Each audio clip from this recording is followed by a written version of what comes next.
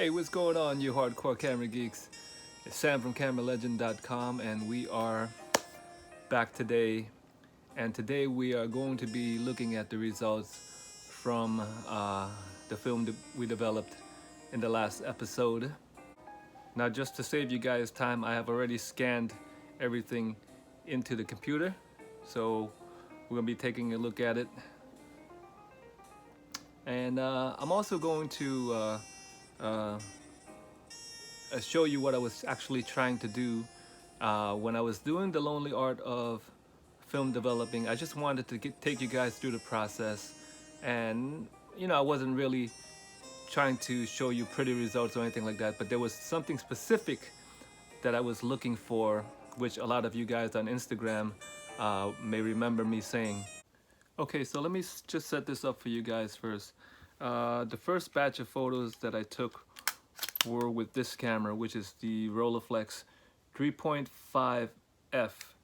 I have a contraption on it called a mutar, and I'll tell you a little bit more about that later on. Basically, I was looking for something very specific, and I'll tell you about it later on in the show. Thank you.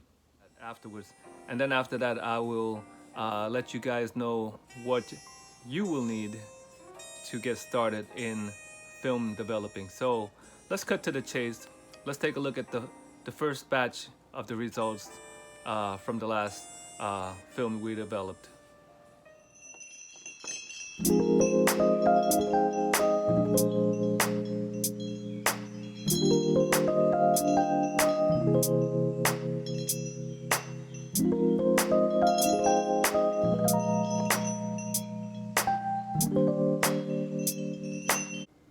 Okay, and just to whet your appetite for film developing, here are a few more images that I have developed over the years using pretty much the same methods but different developers, and take a look.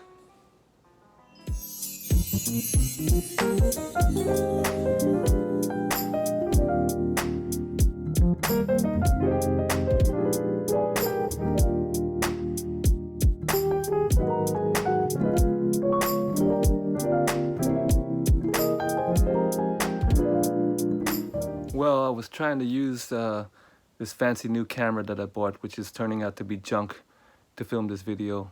So I have to resort back to my phone. I'll tell you about that later. Anyway, back to the Rolleiflex. Basically, what I wanted to do, well, basically, as I said, the mutar turns the 75mm lens on the Rolleiflex into a 55mm, which is equivalent to a 28mm lens or 30mm in 35mm equivalent. Now, I do not know the exact numbers, but it turns the lens into a wide or semi-wide angle lens. Anyway, if any of you guys know me or have read my blog postings, you know that I am a huge Rolleiflex fanatic. I just love these mechanical marvels, and I've used just about every Rollei that interests me. Okay, that doesn't mean I've used every Rolleiflex. It just means that I've used every one that interested me. The 2.8C, the 2.8F, the Tele Rollei. But the one Rolleiflex that has always eluded me is the Rollei Wide, which is the Rolleiflex with the 55mm f4 lens. And I'm not going to be getting one anytime soon because the prices are just insane, man, just like crazy. Insane. They've gone through the roof, so they're pretty much collector's items.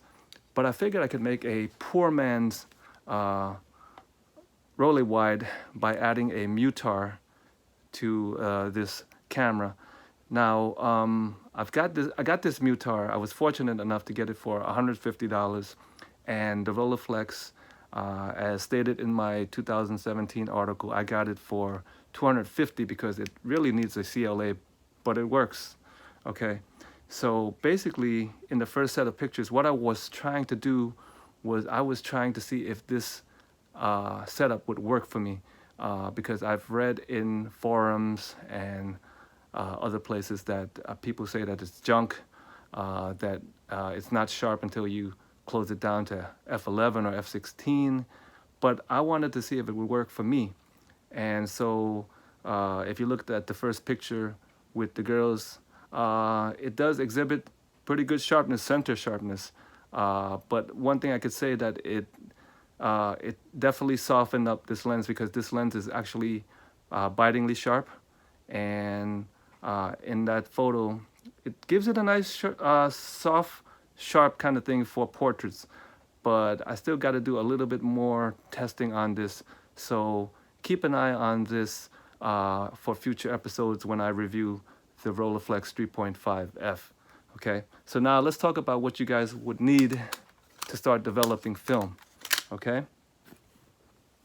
All right, so if you're just starting out in film developing, I do recommend you stick with the basics because they are time-tested and proven formulas.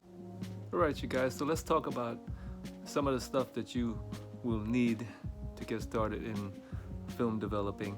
I'll have some links, affiliated links down there to make it easier for you guys to find the stuff, and it's not going to cost you anything extra. So hope you check it out. Anyway, first thing you want to get is what they call a Patterson tank. This is the tank that's going to hold your film. Basically, inside is the little reel that holds your film. Usually there's two of them, but I had lost my first one. Anyway, this thing, it adjusts for 35 millimeter. This is like 35 millimeter. You can adjust it for larger format, medium format, something like that. Okay, so you're definitely gonna need one of these things.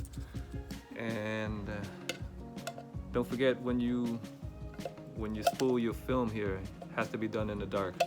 But there are great instructions on YouTube on how to do this. Okay, now that's the first thing.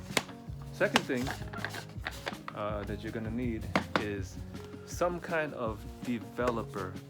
I've been using Ilford ID11 simply because it's the easiest one I can get, and also very cheap. It comes in a powder form. You mix it up. You know, there's a part A and part B. Don't be too intimidated by that. Just follow the directions. Anyway, this is an old classic. It's basically Kodak D76, and it's very cheap and very reliable. And so this is what I've been using.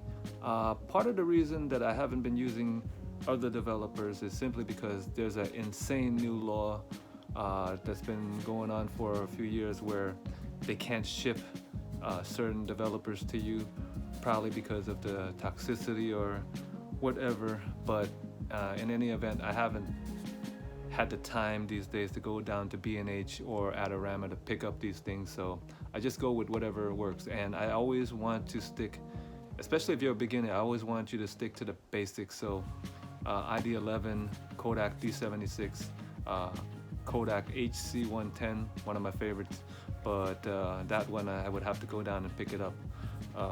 Anyway, if you stick with any of the basics, you're gonna get good results. Okay, so you'll need developer. Okay, next thing you will need, as you saw in the video, is fixer. Okay, so it doesn't have to be Kodafix, although this is a very nice and economical one. Could be any. They even have the rapid fixers, which will do the job in half the time. So any kind of fixer will work. Just follow the directions, and you shouldn't have too many problems with it. So fixer is necessary to basically fix your images onto the film and make them permanent. Okay. Last thing you want is the Kodak photo flow, which you saw, which is to be used at the very end of the process, which basically prevents the film from developing watermarks, brown spots, things like that. And you don't need a whole lot, you just need a couple of drops per roll. So those are the basics that you need. Now, as far as instructions, I mean, aside from what you were able to see in the video, there are a ton of great videos out there with some great YouTubers that will show you exactly the times, the minutes. But don't forget, with every film, it's going to be a little different. So your best bet is to look up the charts for the particular film that you want to develop and follow that. Okay? So anyway, I hope you got a little something out of this. And if you did, please don't forget to comment, like, and subscribe for new videos. And I want to say, developing film is a work of art, you see. Now, if you are just after the end picture, then by all means shoot digital. There's nothing wrong with it, okay? But if you are interested in the actual art, I would say that definitely spend some time, get a film camera, start developing film. Now, it is not the most environmentally friendly process, I do admit, but the main thing that I continue to shoot film is because I grew up with film for half my life, and then digital came around and I was still young enough to appreciate it. So I have nothing against digital, but my first love is film. And film developing is perhaps the last organic thing that you can do in photography. You know what I mean? From that sheet of film and light shining upon it and you developing it, that is a fantastic thought. And so if you're interested in the actual art of developing film, the actual art of photography, the art of developing film, by all means, give it a try.